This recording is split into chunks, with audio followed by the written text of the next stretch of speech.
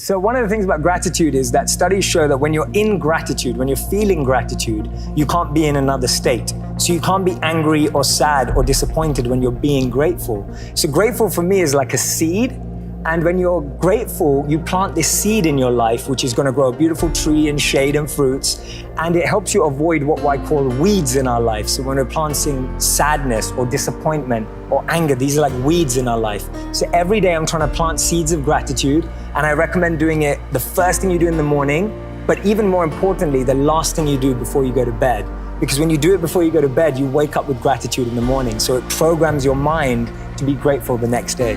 I was looking at life and going, what do I want my life to be about?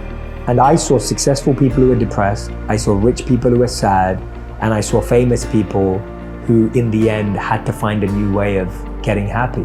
And just this week as we're talking, we saw what happened to Kate Spade and Anthony Bourdain, and rest in peace to both of them, and blessings and our best wishes and prayers for both of them.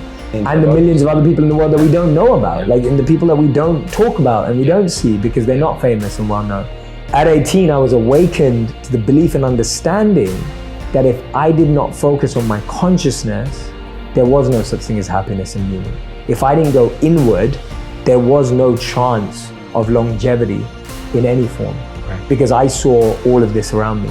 So what I saw in the monks that was different is that they almost had tapped in to the way of the universe. And I'll explain what I mean by that. What I mean is that if you observe the universe carefully, every element in the universe is constantly serving, constantly. The water provides us with energy. The trees provide us with nutrition. The oxygen is just fueling our bodies. And it's taking nothing from us. You look at the tree, when you take shade of a tree, the tree doesn't say that will be $2. And now we're bottling up air and selling it, right? There's oxygen bars. But the point being that there is every element, the sun is giving light and is growing our plants and vegetables. The rain is growing our plants and vegetables. Every element in the universe is serving.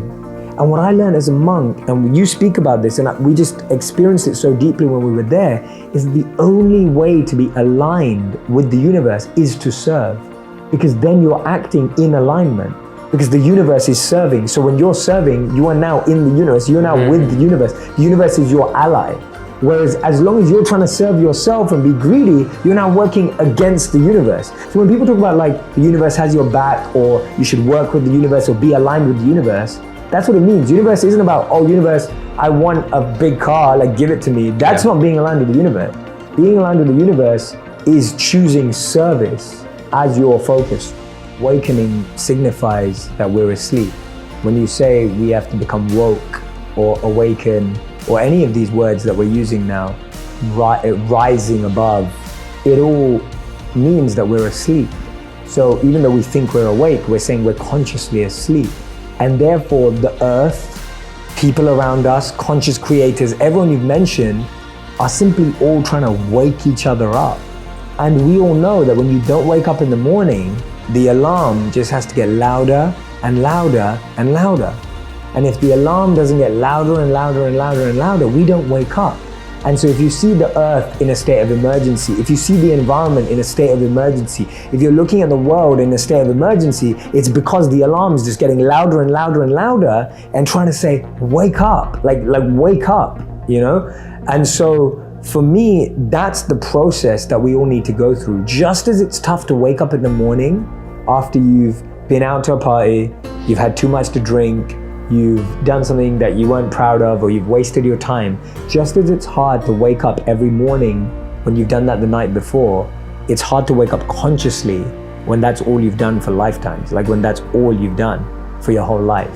That's how hard it is. And I think that's why we struggle.